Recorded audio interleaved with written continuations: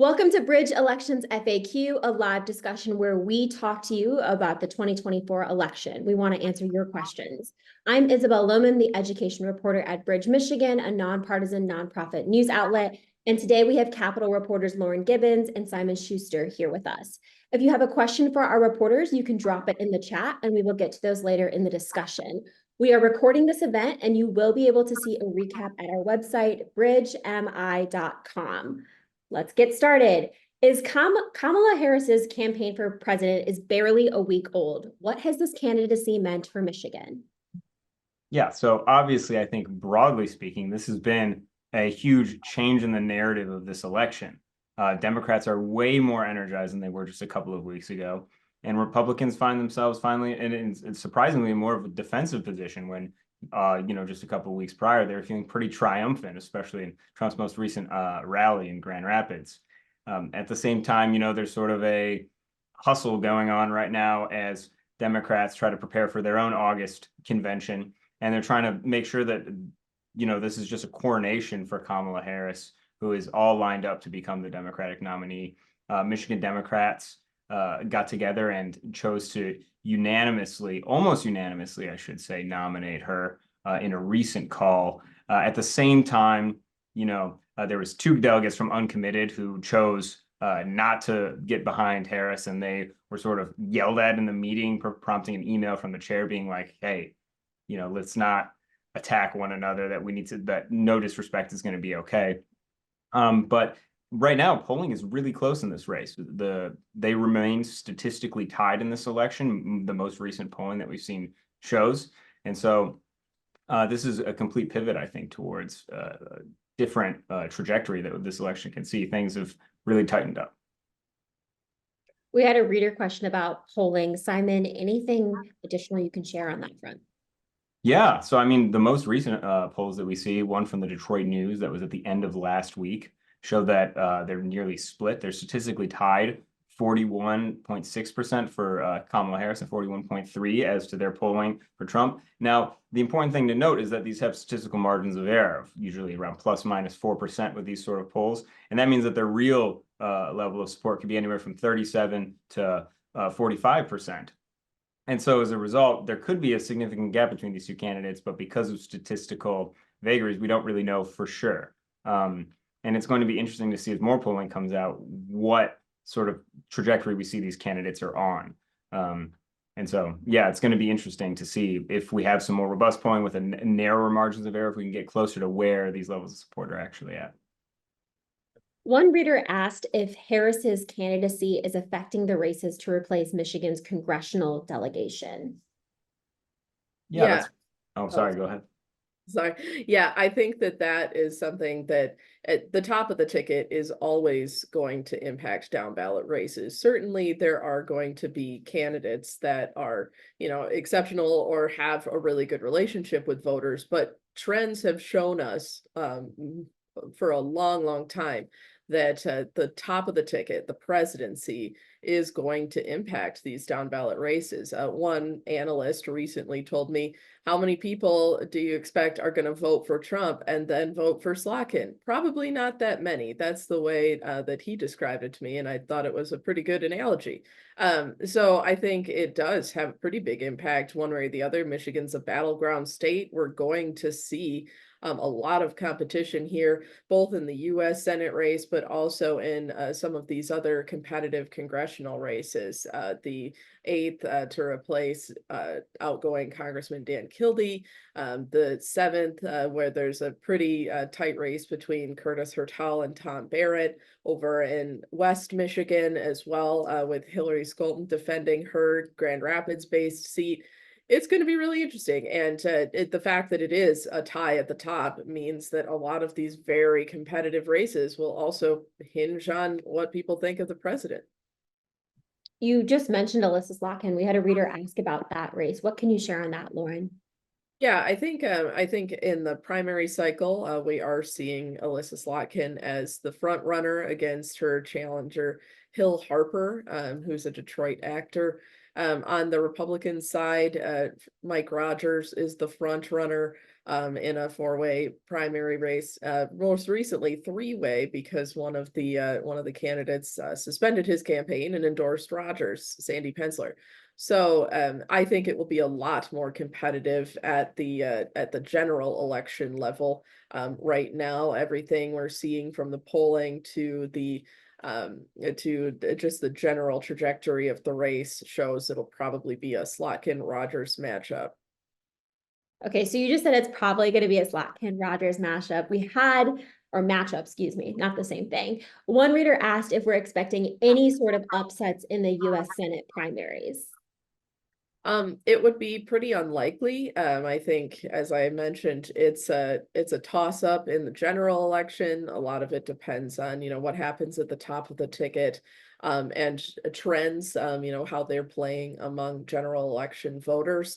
But once you get out of Michigan, there are a few other pretty exciting toss-ups, like Montana, Ohio. It's really interesting because Republicans are trying to they're trying to see if they can topple the slim Democratic majority with some of these key flips. Michigan is in that conversation, maybe not the most competitive in the country, but certainly on the list. Gotcha. Speaking of Republicans, how has former President Donald Trump responded to Kamala Harris's candidacy? Yeah, I think that if, first off, you read behind sort of the curtain, there's a degree of consternation in Trump's camp. They had essentially built an entire campaign operation and spent tens, if not hundreds of millions of dollars around a campaign that was designed to beat Joe Biden. And now that's fundamentally changed, right? There's a different candidate at the top of the ticket, and that means that the candidate strategy has changed as well. When you see in terms of the rhetoric on the rally stage for Donald Trump, he sort of pokes fun at her name and her background a little bit, and also talks about her in relation to Joe Biden. He says that she's going to be worse than Joe Biden, and that there's policies that will be more extreme than the ones that Joe Biden enacted. Of course, if you listen to Kamala Harris, she might have some disagreements with some of those issues, but essentially the campaign and the candidacy around Trump has to largely pivot around to a new candidate. His fundamental message, though, about making America great again and the red meat of his own speech and the issues that he's rallied against are largely able to stay the same, though, because, it's still the same administration that Kamala Harris was a part of as Joe Biden's vice president. And so that's one thing that works in their favor. But in terms of going after Kamala as a person, this is a switch that the candidacy does, that the campaign does have to make, because obviously it's a fundamental shift. And we had a reader who asked if we think that the VP selection will influence Michigan's votes. That's a good question, and it definitely is going to be important.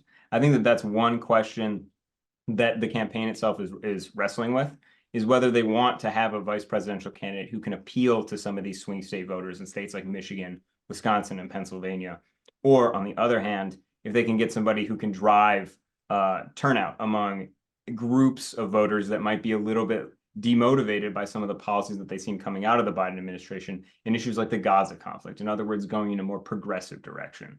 And, in terms of those swing state voters, they're looking at people like Pennsylvania Governor Josh Shapiro. On the other end of that, if they're looking to try to go in a slightly more progressive direction, you have,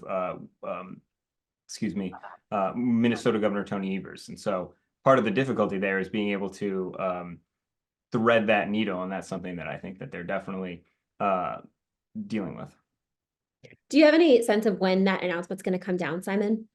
Well, Governor Gretchen Whitmer, who was on the MSNBC show Morning Joe just this morning, and she's, of course, was national co-chair of Joe Biden's campaign and is continuing in that role as national co-chair of Kamala Harris's campaign, says that decision is going to be coming down in the next 6 or 7 days, and also made sure to emphasize yet again that she's not part of the vetting process and not in the running for that position. So 6 or 7 days is yet another weekend for us. So we might have some sort of breaking news situation over the weekend. Cool. Absolutely. Whoever said anything about time off. Yeah, that's why you're hiking and running now instead of camping. Yeah. So last week, Governor Gretchen Whitmer signed the state budget. It's $82.5 billion. Lauren, what's in it? Well, I probably should defer to you on some of the education stuff, our education expert here. But yeah, in this $59 billion general government budget and $23 billion education budget, we saw some interesting allocations to affordable housing, $100 million for affordable housing in Michigan, some investments in pre-K expansion for access to preschool, and also community college, an option for recent high school graduates to go to free community college for the first 2 years, and essentially make it tuition free with a combination of state and federal aid. So some of the aspects of that budget were a little controversial, especially on the education side, with the way that it was funded, using some funding from state retirement budgets. So it was an interesting conversation, but overall a little bit smaller than recent budgets, just because we're not seeing quite as much of the investment from federal aid during the COVID-19 pandemic, or a big surplus in revenue because of additional spending during the pandemic years. For sure. And if anyone has questions about the budget, they can also throw them in the chat. I know we just got a question about if there's means testing for the free pre-K in the community college. The short answer is there's still a means test for the free pre-K. We have more information on our website about what that threshold is. For the community college, there is no longer a means test. Students still have to fill out the free application for federal student aid. That's a free federal form. And schools and the state are going to use that to determine how much money you're going to get. But a student's family situation is not going to determine whether they get tuition-free community college or not. But if you have more questions, throw them in the chat and we'll get to them. We had another reader question about investments in the budget. This reader asked, why does Northern Michigan always seem to get the short shrift when it comes to the annual Michigan budget? Yeah, I can touch on that. I think one of the biggest things we've noted, or that we've seen in political movements over the last few decades in Michigan, is a sort of geographic polarization. Democrats used to occupy a broad swath of the Upper Peninsula and represented in the state legislature, and that's no longer the case. And when Republicans were in control of the legislature, the leadership of the legislature was generally representative of a much northern part of the state. We had last two speakers of the House. One was from Clare, and then the other was from Levering, so quite farther reaches. And there was more attention paid to Northern Michigan, but as it currently stands, you got 56 Democratic members of the House. They've all got to come together on a partisan vote to get the budget passed. And so as a result, it's necessary essentially for them to dole out this sort of horse trading, these earmarked grants in order to get towards that money. I'm sure, I don't know if Lauren has something to add on that point, but that's how I see it. And then a follow-up to that is this person also asked if budget decisions are based on population, louder voices, or donations. Simon? Yeah, I mean, it's hard to say that because of a donation, you get a grant in the budget. You're getting perilously close there to accusing somebody of a quid pro quo that could be considered public corruption, right? Which is a criminal charge. But at the same time, oftentimes people who are prolific political donors become the loudest voices in the room because they are able to acquire a degree of access to elected officials that maybe other individuals may not. But when you talk to Democratic elected officials about where earmarks have gone over the past couple of years, we have a House Speaker from Detroit, Senate Majority Leader from Grand Rapids, Angela Whitmer, the House Appropriations Chair last year, told me that we've neglected our population centers for too long. And as a result, that's why a majority of earmark grants are going towards population centers. So there's a sort of overemphasis right now, I think, towards population centers, or a swing towards them that we've seen other than in sessions past. But it's a mixture, in order to answer the question directly, between political donations, population, and geography. The population centers thing is interesting too, because as a state right now, leaders are trying to grow their population. So it's interesting to see the state invest in places that already have large populations. And then turning back to the federal side, we had a reader request more information about federal electric vehicle efforts. So if you have been following over the last week, we did a big bridge EV road trip. We have a ton of coverage about what it's like to have an EV in Michigan. This person asks, if Trump wins, can he request that all federal EV money be returned to the taxpayers? I'm happy to tackle that. If it's an interesting question and definitely something that I think is on the minds of a lot of people in Michigan. So essentially, Trump could try to repeal the Inflation Reduction Act before money goes out for electric vehicles. But it could be politically difficult. The Inflation Reduction Act it pumped a lot of money into local communities around the state, so it would be hard to say, well, you're not getting that money anymore. It's certainly one area that he could have a big impact is if he were to roll back electric vehicle emissions standards and other energy reforms that the Biden administration came up with. So it would probably be a little complicated, but there's certainly a path for Trump if he were to be elected again to make a big change in the direction on electric vehicle policy.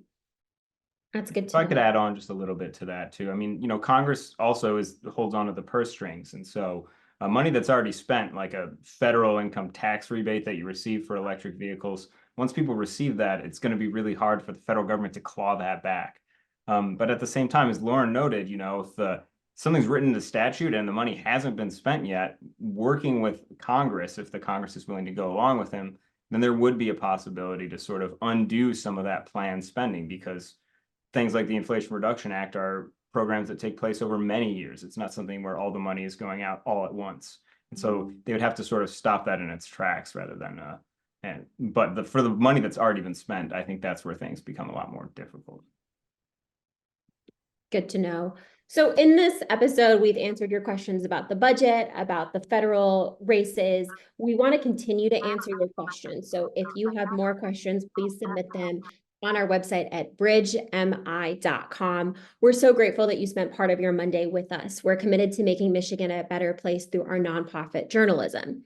If you have a question for our reporters that we didn't get to, you can submit them at bridgemi.com. We're going to be back next week with more coverage. If you want to hear more about the election, we already have early in-person voting going on right now. You can go to our website where we have a free voter guide as well as our regularly updated elections tracker. And if you want even more news, you can sign up for our Politics Watch newsletter at bridgemi.com/sign up. Thank you so much for being here today, and we'll see you next week.